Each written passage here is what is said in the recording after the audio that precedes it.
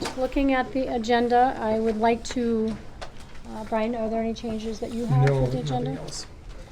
Looking under 9.1, right after policies, I would like to make, I'm putting 9.1B, that the board will be going into closed session. I'm making that recommendation to talk about labor negotiation strategy at that time.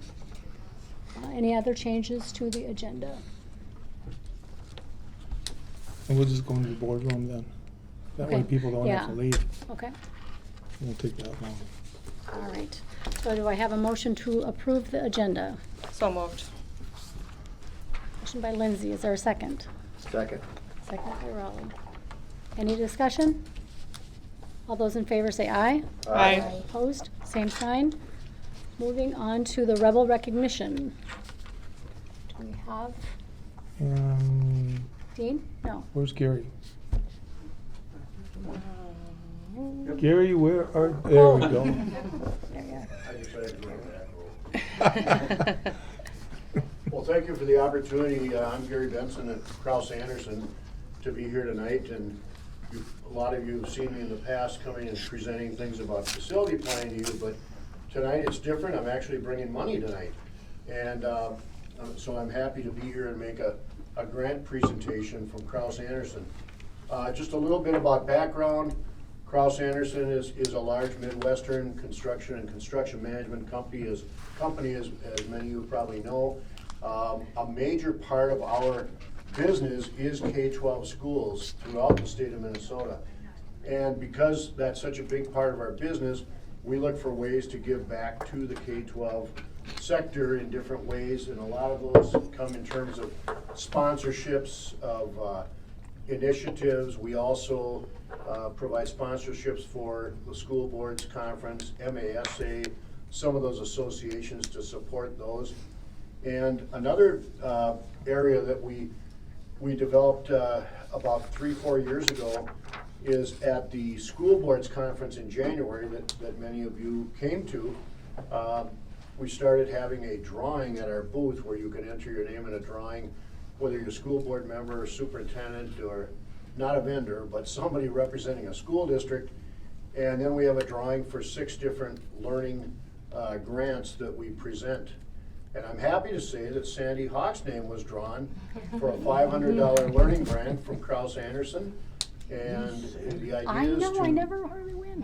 use that any way that the school sees fit. And just for what we would ask is maybe down the road when you do use it somehow, you report back and just tell us what you did with it. We're interested in that.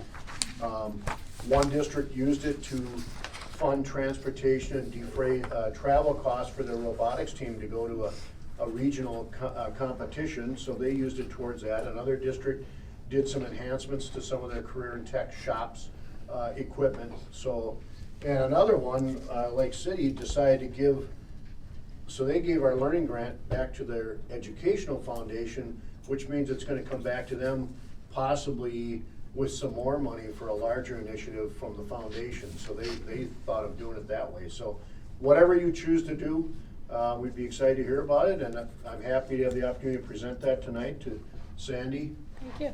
If I can do that. We already did a photo op.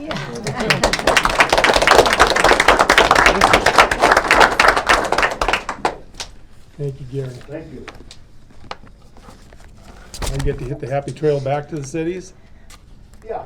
Back. Safe travels. Safe travels. All right, on public comments, we have 2 that are interested in speaking. Dean Brown, would you like to go first?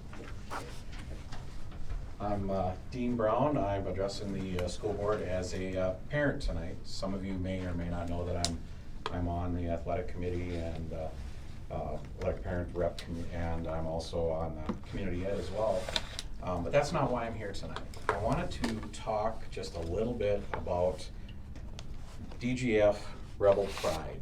And I want to read something to you really quick before I really start talking. Bear with me for a second.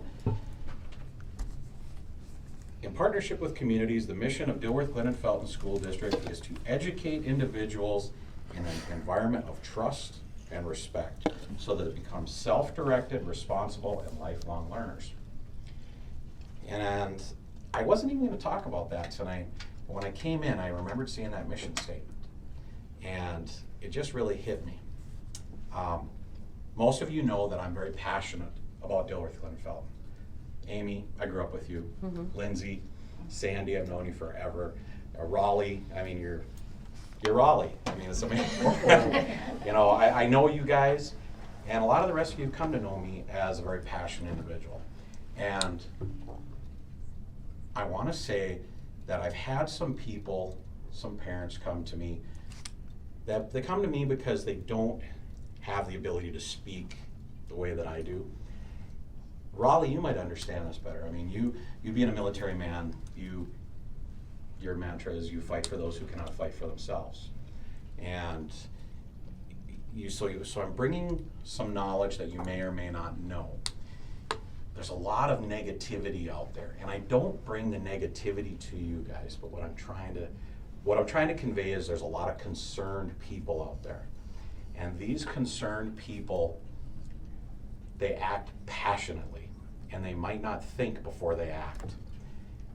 What I know and trust in this school board, as I've addressed it once before, and they all spoke to me individually. I mean, some people clapped for me last time, and that's not what I'm asking for now, but they understand where I'm going with some things and how I want pride and honor and respect, truthfulness. I want things like that to be the foundation of Dilworth-Glyndon-Felton. This school board and its staff has been second to none on these items. I've been very proud because I've been involved with Moorhead School District. My kids were there. Ada Borup, they were there. And I mean, I was able to bring them home to DGF, and God darn it, I was so proud of that.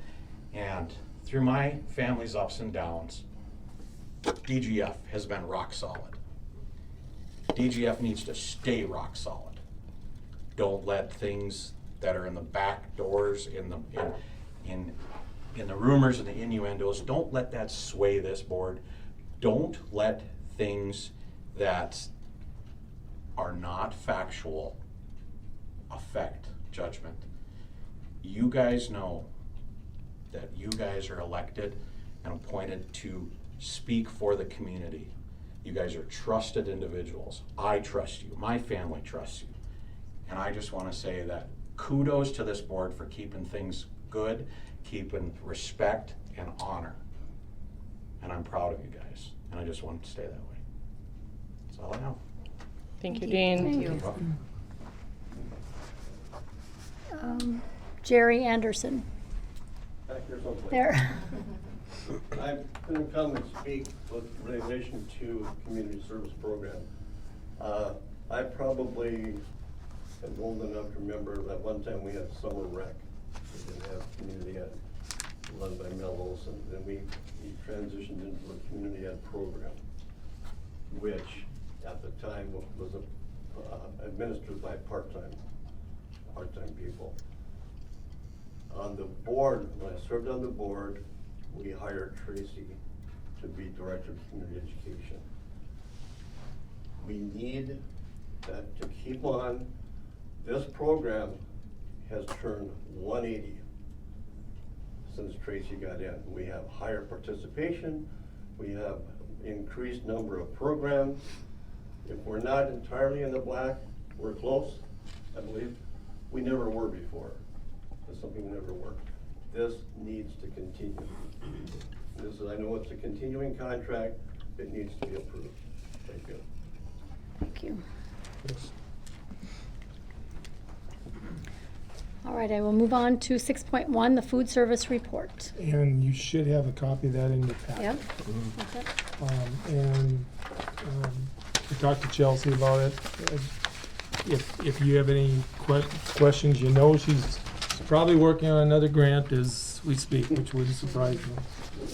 We had a great conversation about some of the potential expansions we can do, and she's going to come back once we go through some of that this spring, because there are some potential expansions, especially with the high school, utilizing the space over in front of the gym area. The second chance breakfast. Not just the breakfast, but maybe even all afternoon. You know how we've talked before about, and people have said that their kids come home, they're hungry before games and all that. And, you know, the possibility of, so board members, you're gonna hear about tonight when we go into the work session about some of those program expansion pieces.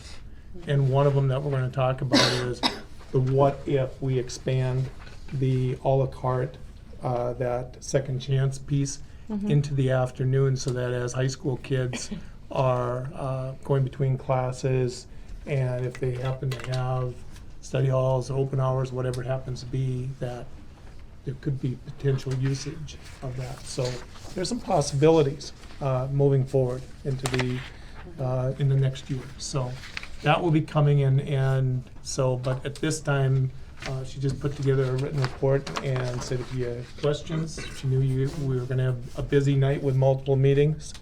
Otherwise, just contact her directly. That work? Right. I don't think everybody has handouts. Just to give kudos to Chelsea. She received a $30,000 grant for our school. And she's going to buy a combi oven. And what else did she say she was going to do with it? Was a combi oven for Glendon?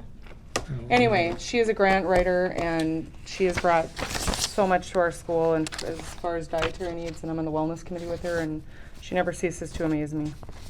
When you guys walk out tonight, on the bottom, they show the Dilworth site and Glyndon site. So she's taking pictures of what the kids eat every day, and then they go up on the board so the kids walk by and can see what is for lunch today. So it's kind of cool, and she utilizes the screens too when you walk by in the different lobbies, so does a great job. Thank you. And the Anything else? maintenance goes right with the operations Okay. committee. Okay. So then we will move on to 6.3. That would be Board committee reports. board committee reports.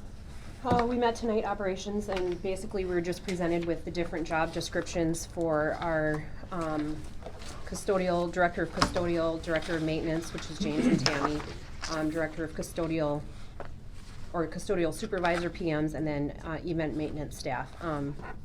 Just reviewing their job descriptions. We have 2 weeks to kind of go over it, see if there's anything we want to add to it. Contact Brian in the meantime, although it seems as though Tammy and James have done, and Brian have done a thorough job. But just to take a quick look over it, and then we'll present that to you guys on the 26th of March. Anything else to add, Ralph?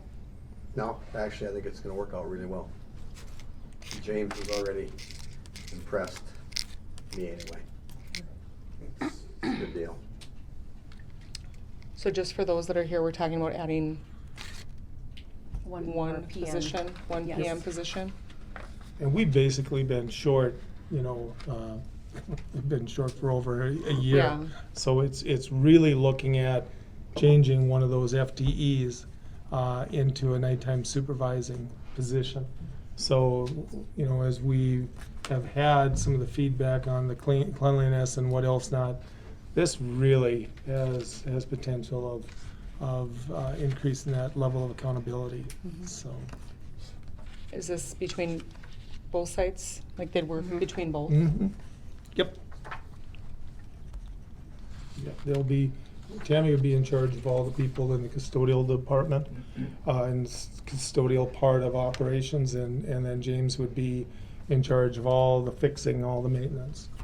And he has already demonstrated a knack for that, as Raleigh alluded to. Yeah, It's good, it's a need. I'll mention it when the board bills come up, and that just shocked me. All right, we'll move on to 6.4, the superintendent report. So, just a few things, because we do have another meeting after this one, which will, board members will get into more details with all of these sheets. So, FYI, we just got word back today, actually, from Rick over at Lakes Country. This school district has been doing Minnesota pollution control electronic air emission report. And the district's been doing it since 1995. My guess is it must have been a permit that we're holding after the construction. So after it became DGF, after the school district changed and became DGF, there was a permit issued. It is another one of those just pieces of work and red tape that you have to go through, but we don't even produce those type of emissions required. So what is going to happen is Rick is working with the MPCA, and we are going to have that permit removed so that we no longer have to do any of those permit requirements, because we don't even have close to any emissions that would, none of the other schools around our area, our size, do any of this. So why it was put in place in 95, who knows? But we don't have to do it anymore. So just a heads up on that one. It's good news for the maintenance department, because they go to meetings and everybody else asks them, well, why do you guys have to do that? We don't, none of us have to do it. And so it costs a little bit of money and time to do it. And we're not even close to any emissions issues. So Rick is gonna be out here this week and go through that.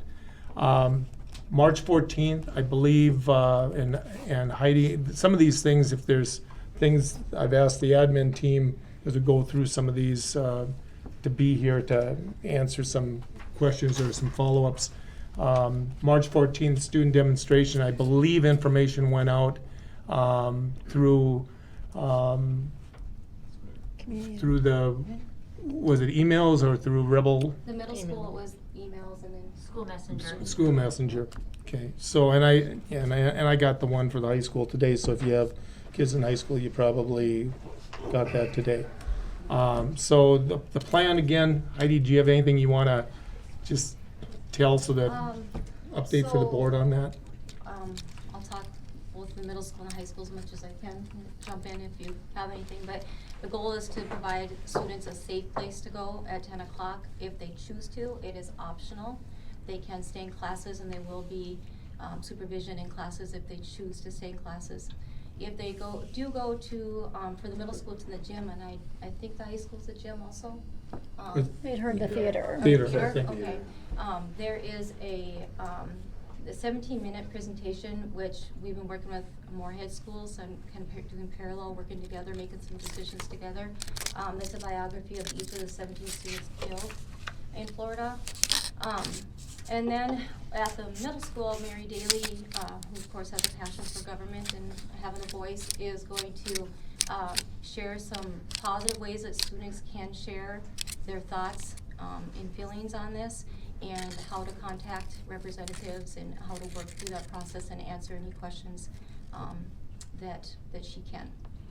And so the goal is to make it optional and to provide a safe place, make sure they're accounted for, because we are responsible for them every day when they get to us till the time they leave. And so we wanted to make sure that we were working on that and being proactive.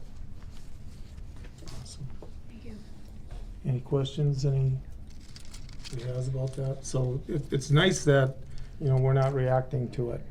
Mm-hmm. The information's there. All week there's gonna be stuff in the paper. You saw that today. So I'm glad that. Maybe we could talk about this in the work group. It might be more appropriate. I don't know, but how does this set the precedence for future walkouts? Do you know what I'm saying? I mean, it's kind of like I don't know. I'm having a hard time with that. So I don't. I think one of the differences, though, Amy, is the fact that this is Public Education Week. Okay. So that's why this was coordinated during the 14th, is because of it being Public Education Week and the acknowledgement that there's safety concerns. Right. Right. And so that's why they kind of channeled it to be on the 14th, during this week. And then, of course, any of the other marches and what else not are on Saturday. Okay. On a Saturday. And the one that probably is the most concerning is the one for April, the high school student walkout, associated with Columbine. And so there will be more planning associated as that gets closer. And we just have to, I think, take each situation and make decisions and do the best we can. Mhm. Because, safety first, and that's what our focus was. We'll work with the leadership team on this, so I think each situation we'll have to work with. Okay. That we know of. Sometimes Right. we might not know of them, so. Right. The ones that we know of. Awesome. Another item, you may have read, TRA is, of course, we know that's a big topic about the stabilization of the fund for TRA, long-term. There is a bill that has really good support. MREA came out with a deal. I don't know if any of you had a chance to read it, but in the MREA bulletin that came out, they have, it's titled TRA Proposal Gains 100% Support, which doesn't happen very often for something like this. I brought it up at, I think, last month's meeting about the fact that we know it isn't going to be solvent. TRA won't be unless some things are done. So there is Senate File 2620, and it has a companion House File 3053. And what they're doing is they actually received support from pretty much every one of the major players in the education groups, including all of MSBA, MREA, Education Minnesota, the Elementary Principals Association, the Secondary Principals Association, the retired teachers. All of these different groups all are in support of this proposal. And what it will do is they will lower the COLA, okay, so the cost of living adjustment.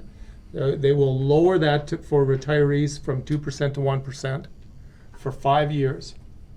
And then they will bring it back with a recovery 6 to 10 years. Okay, that'll help stabilize it. They're also going to be increasing the employer share.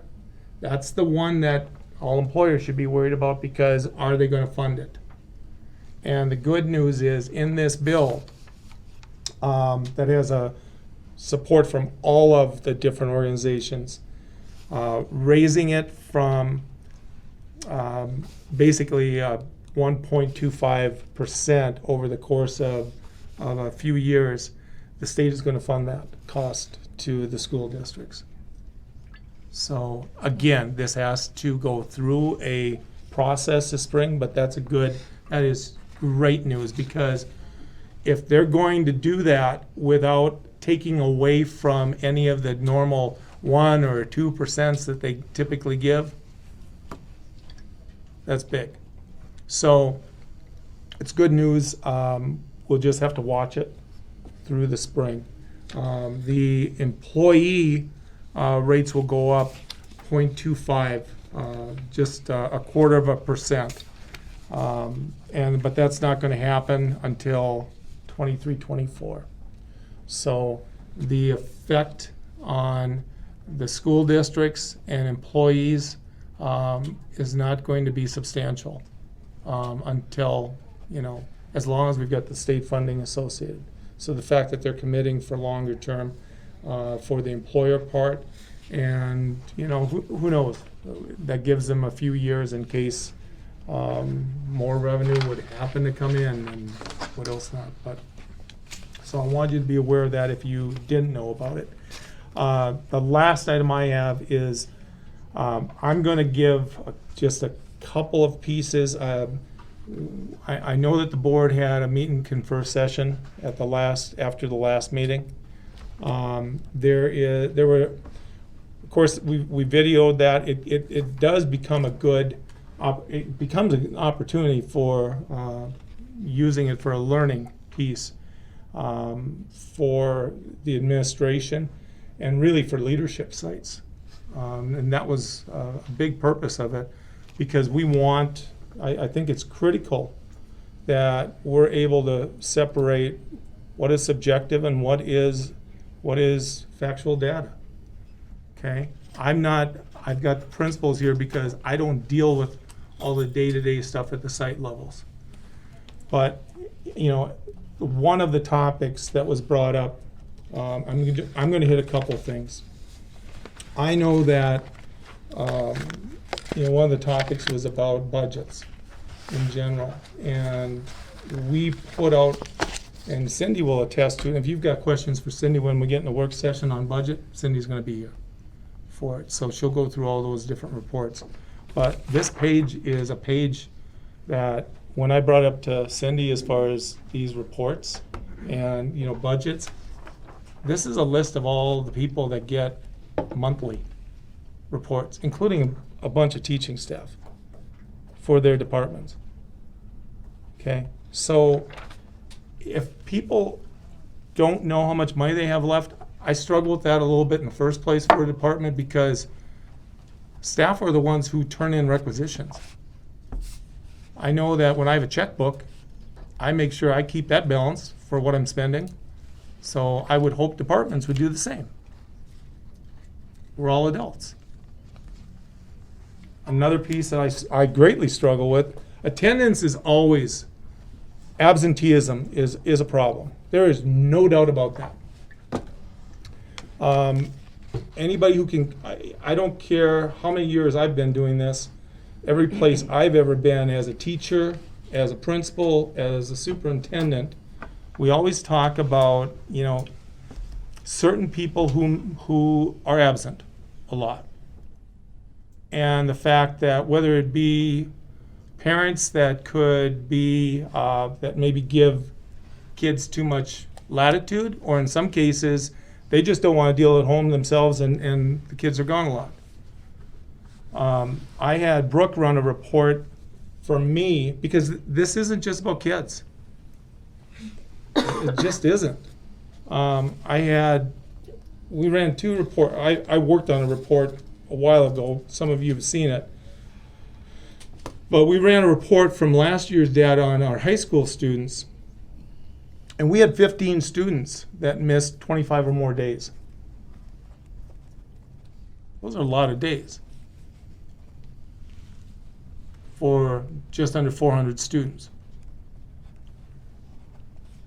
But we had 11 staff members who missed 25 or more days.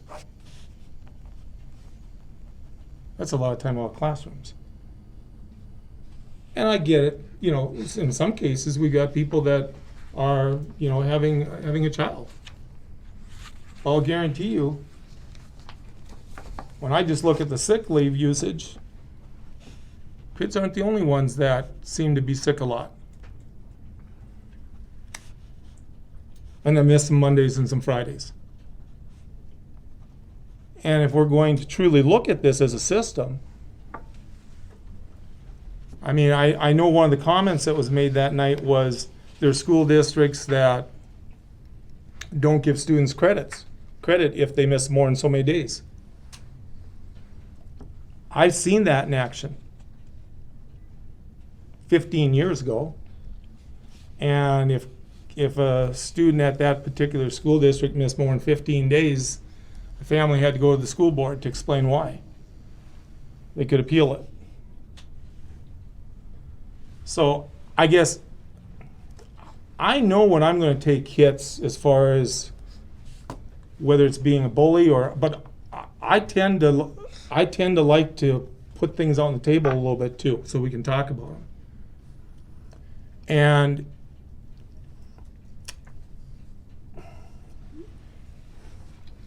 when we're talking about taking credit away from kids for missing, but we don't put anything into any of our contracts about not giving salary increases or anything, not freezing things if people miss. What is that telling kids?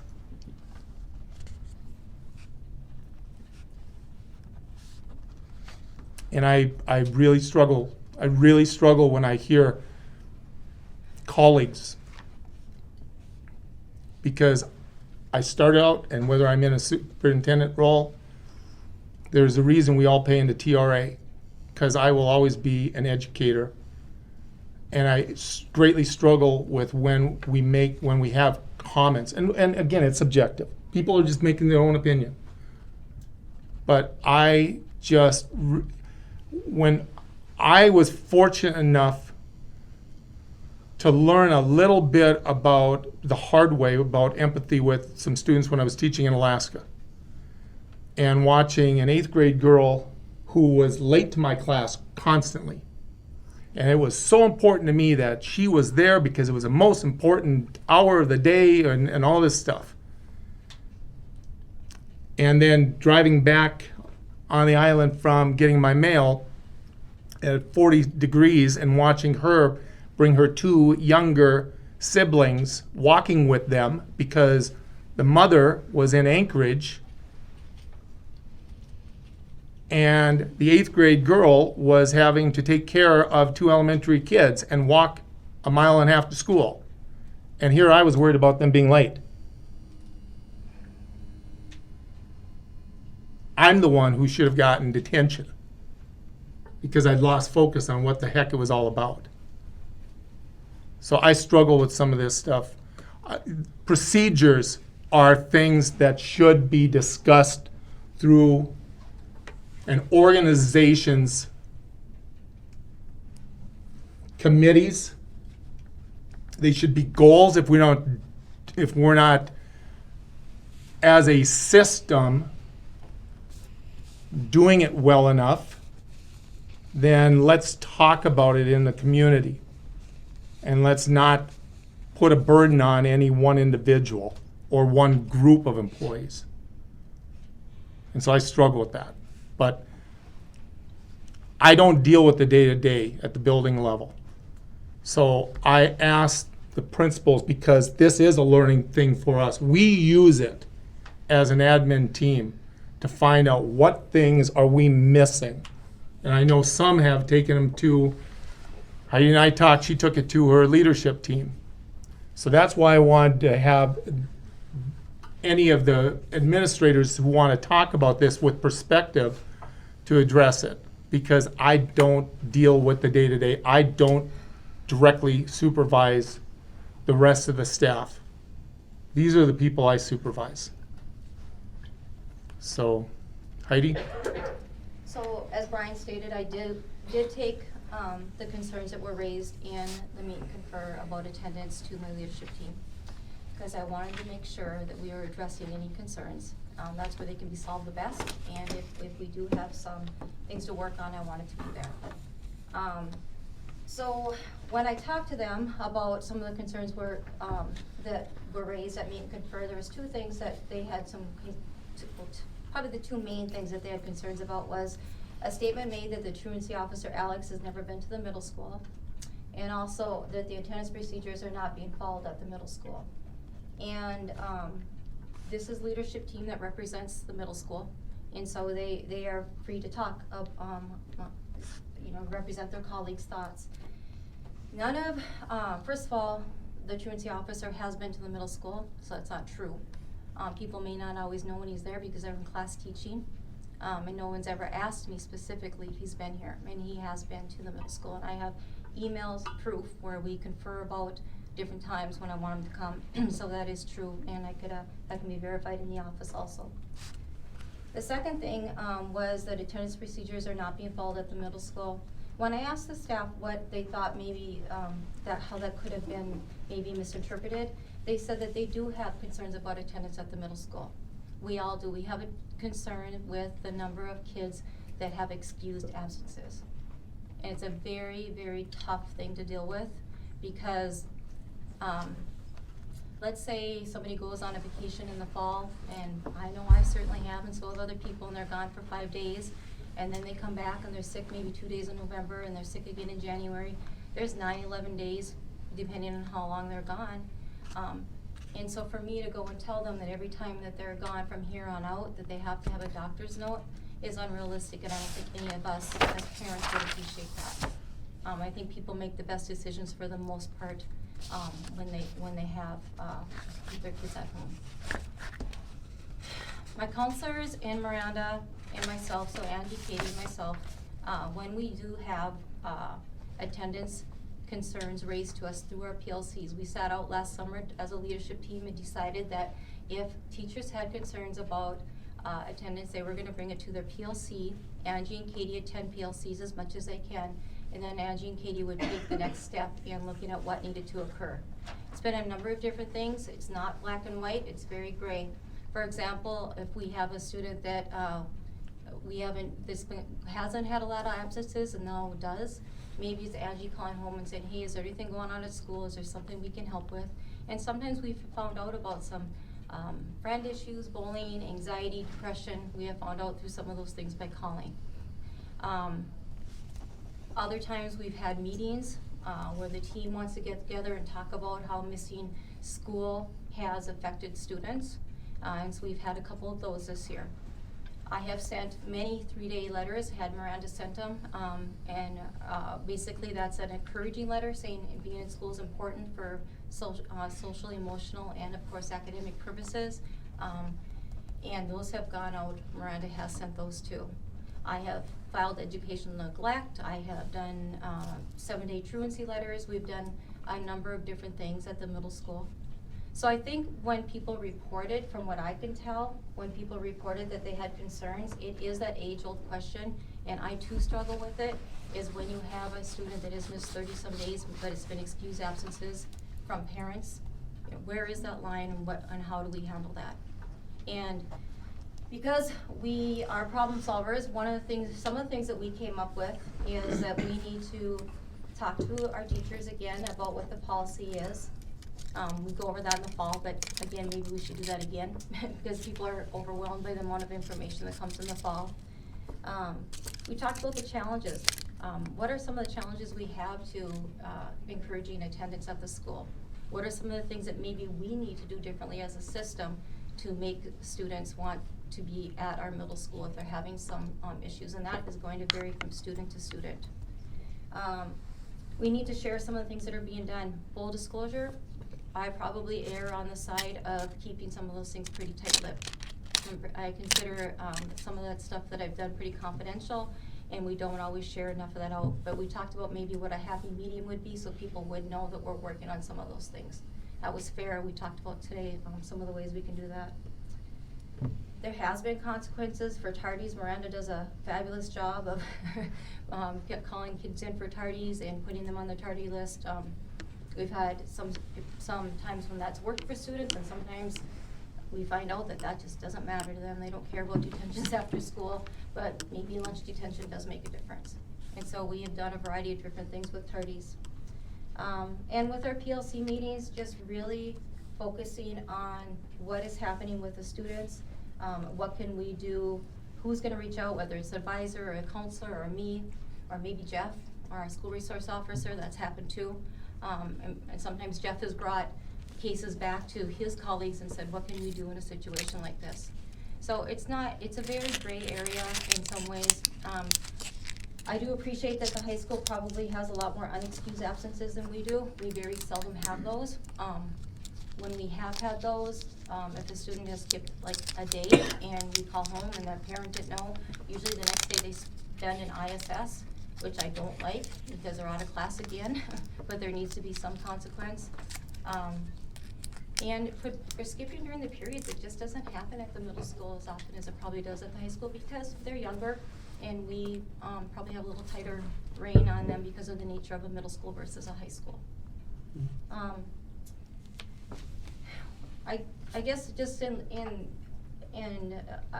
you're going to learn, what we learned at Leadership Today is I looked through our last 9 leadership team agendas. I always make an agenda. I send it out. I try to do it 2 or 3 days. Sometimes it's a couple hours like today. And I get it out to staff, my leadership team, and I leave it open. They all have edit access. And I say, please add anything that you want added to this. And attendance hasn't been added to them. That is something that we're dealing with at the PLC level. To me, that says that maybe it isn't as big as a concern system or policy-wise, but probably more individual with each student that we're worried about.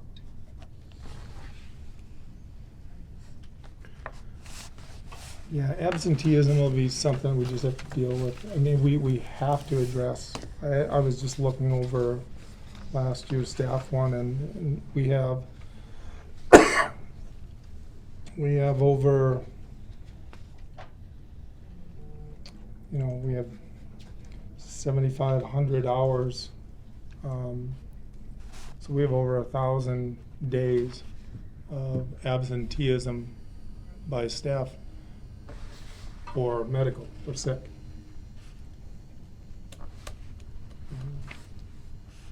It's a lot. So I think if we just, if we take it as a system, and we talk about it, we talk about this spring, talk about through committees, and what can we do to, I've had conversations with some of the soups and other places about, some of the things to encourage.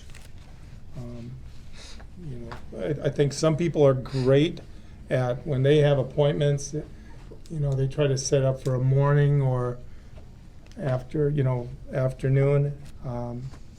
Heck, I every 2 weeks, and you guys know this, every 2 weeks I go and I get to sit for a while over at one of our local places, but I set mine up to not leave until after 2 o'clock.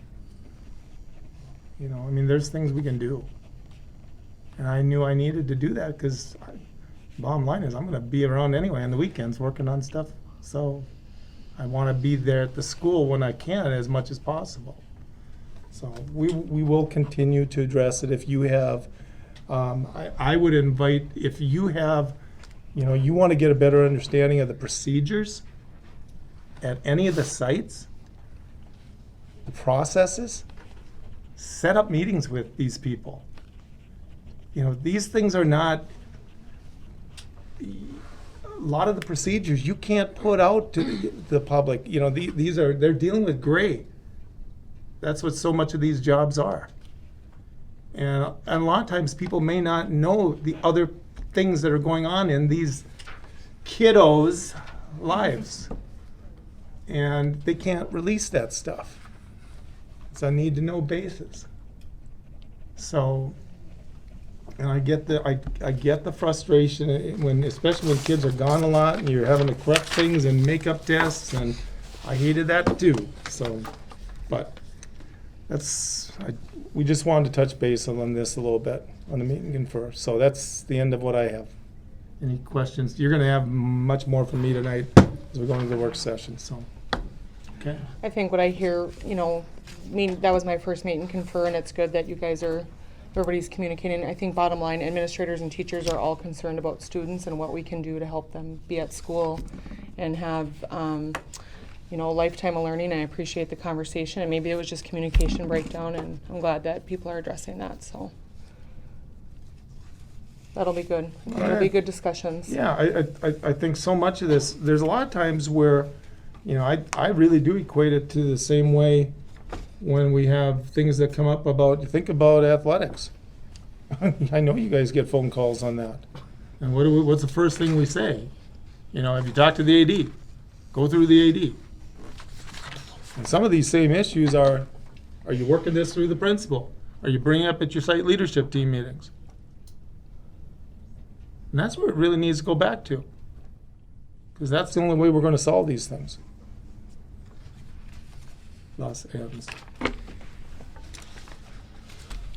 right. Moving on to 7.1, the approval of the February 26th regular meeting. So moved. Motion by Amy. Is there a second? Second. Second by Rich. Any further discussion? All those in favor say aye. Aye. And opposed, same sign. Moving on to the consent agenda, 8.1 under business. Under claims and accounts. Before I start that, if you went through the board bills, I found something I shared earlier. I was here one day and the John Deere tractor was broke down. In the past, that would have been at least a $1,500 bill. Well, James took it apart, took it places and had it fixed, and I think the grand total came to about $200. I was pretty amazed at that. 'Cause I knew exactly what the bill was for, because I witnessed it, and it was nice to have somebody like that around. Anyway, the board total bills are $100,501.36. Thank you. Extracurricular is in there with the coaches and advisors. Is there a list of those that I'm missing? Yeah, we don't have Yeah, those. that's what I was looking for too. I know Brooke was, let's just table it then for now, because we're in between seasons. But she's sick today, I know that, so I don't know what Okay. happened, why it isn't in there. Do you need a motion to So- table that? Yeah, that just remove piece. it from the, Make a motion to remove the extracurricular list as we don't have it as presented. And to be on our 26th Yep. meeting. Table it till the 26th. Okay. All right, is there a second? Second. Second by Raleigh. All those in favor say aye. Aye. Any opposed? Same sign. Moving on to resignation. Of Shannon Powell, the high school administrative assistant, effective March 16th. Approve the resignation of Jonathan Molina, Dilworth elementary teacher, effective at the end of this school year.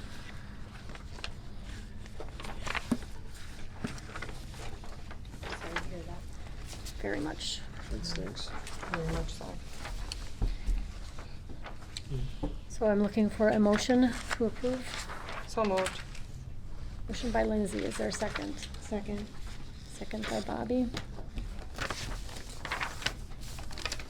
Any questions? When was Jonathan? By the end of the year. the end of the school year.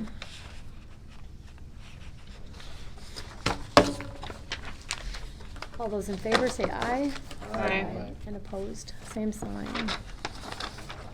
Moving on to 9.1, under policies. This is the second reading of 801, equal access to school facilities, 802, disposition of obsolete equipment, 805, waste reduction and recycling, 807, health and safety, and 903, visitors to school district building and sites. Again, this is the second reading of those policies. I have a motion to approve. So moved. Motion by Amy. Is there a second? Second. Second by Raleigh. Any discussion? All those in favor say aye. Aye. And opposed, same sign.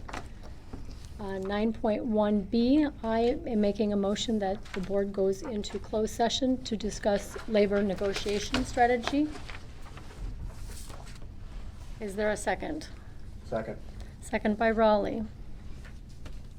All those in favor say aye. Aye. And opposed, same sign. The board will be going into the boardroom, and then we will be back.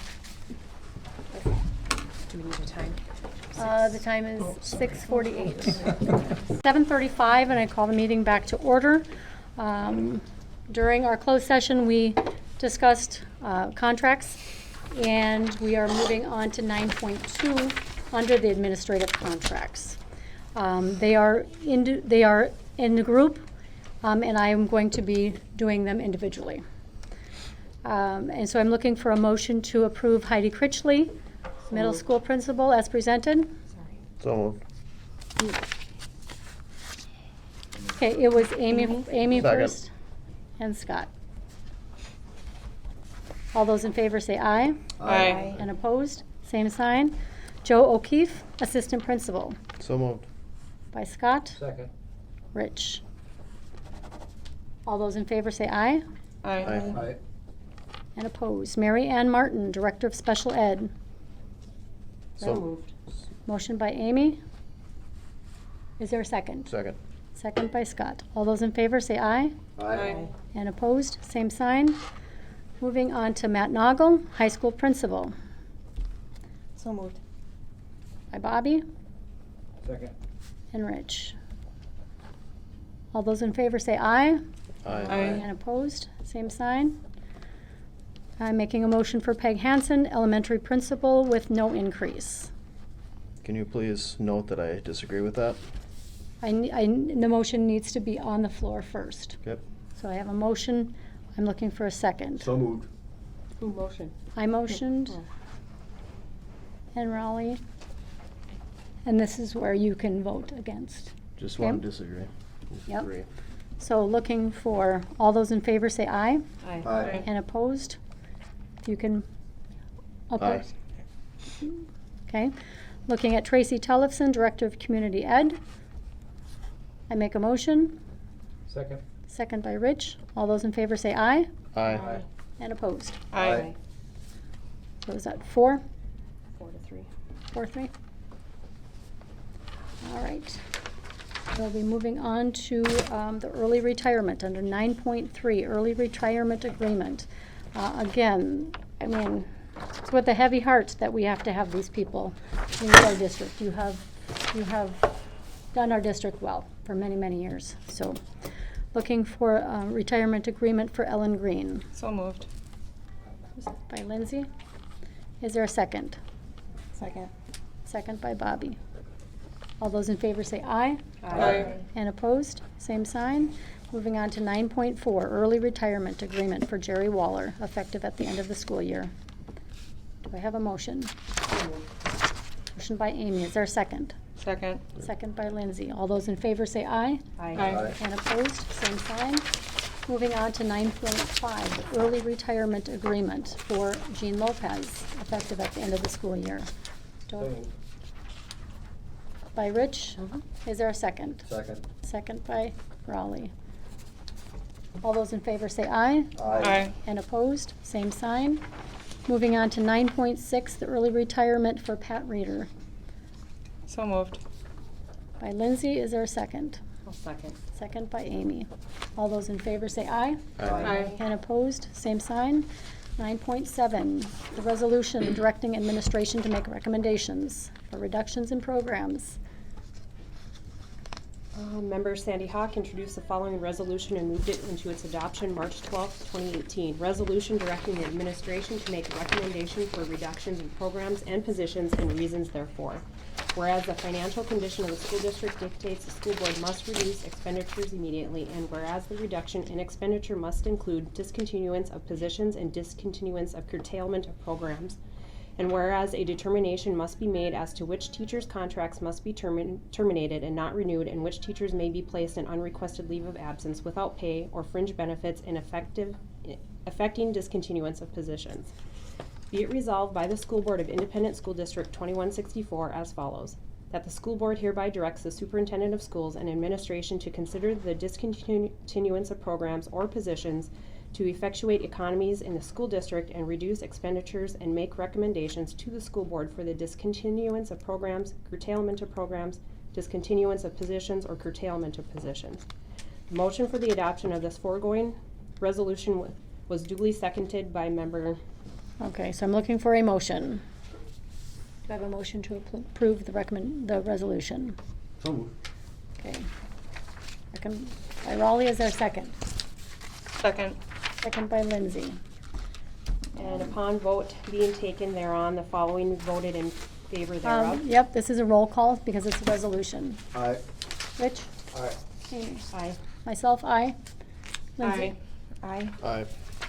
Be known 7-0. Resolution passes. Moving on to 10.1, the school year. Looking at the updated school year calendar. Do you want to touch on that at all? Yeah, Glenn? so what we're looking at, we had discussion last week administratively. We know that the existing calendar says that the makeup day for last Monday's storm would be a student contact day on the 29th, on that Thursday before Easter. What we're proposing is that we make that a staff-only day. We have lots that can be done, including the fact that this is a perfect opportunity to start some of the committee work. We've talked about getting that moving forward. We're basically going to be planning the full day of whether it be site leadership team meetings, the committee meetings, facility expansion, looking at the curriculum, some of the goal setting as we move forward into next year. So this will give us a great opportunity. And those that are not in a meeting at that time, it gives them an opportunity also in departments to be looking at their supply orders and requisitions for the following year. So there'll be plenty Yep. to get done. And we're fine on contact time with students. This will be productive. I love the idea. Do we have a motion? So, second. Okay, was that Bobby? Yeah. And Scott. Any questions, comments? All those in favor say aye. And opposed, same sign. Moving on to 11.1, we have a fiscal personnel committee meeting Monday, March 26th at 5 o'clock, and that is also here, followed by the board meeting at 6 o'clock here. Tonight, after we adjourn here, we're going to take a 15-minute recess, and then we will have our work session going on at that time. So, the meeting is adjourned at 7:43.